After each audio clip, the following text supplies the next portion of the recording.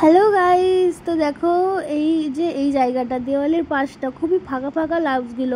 আর সামনেই দুর্গাপুজো আসছিল, তো ভাবলাম যে ওই জায়গাটা একটু কালার করা যাক। তো প্রিন্টেস্ট ঘেটে এই ছবিটা বার করলাম।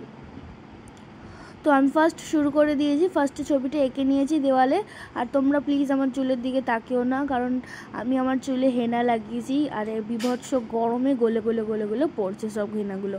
তারপর কি এখানে আমি চালু করে দিলাম কালার করা। তো তোমাদেরকে আমি পুরো ডিটেলস দেখাবো। তোমাদেরকে শুধু আমি একটাই রিকোয়েস্ট, আমার চুলের দিকে তাকিও না, আমার চুলগুলোর হালত খুব খারাপ। আর আমি যদি তখন না করতাম, কারণ কালার করলে না জামা কাপড়ে খুব লাগে, তো সেই জামা কাপড়গুলো খারাপ হয়ে যায়। ওর জন্য আমি ভাবলাম যে স্নান করার আগেই করি, তাই আর কি আমার চুলগুলোর এরকম অবস্থা। তো সবার প্রথমে আমি কিন্তু সব কটা দেখাইনি, আমি শুধু দুটো যে কালার করছি এটাই দেখিয়েছি। কারণ যদি আমার 4টে আছে ড্রয়িং, তো ওই 4টে যদি আমি তোমাদের সাথে শেয়ার করি তো ভিডিওটা অনেকটাই লেন্থ হয়ে যাবে, অনেক বড় হয়ে যাবে ভিডিওটা। তো আমি ভাবলাম যে না থাক, দুটোই দেখাই।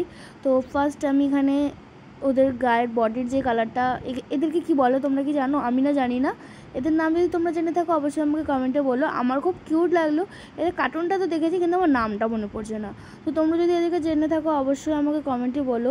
খুবই কিউট লাগছিলো করার পর। আর সবার প্রথমে আমি এখানে করে নিলাম, সবার প্রথমে ওদের গায়ের রঙ করেছিলাম যেটা ইয়েলো কালার ছিল। তারপর বাকি ড্রেস, চোখ, এগুলো সব করে নেওয়ার পর এই যে কমপ্লিট। তোমরা বলো কেমন লাগছে?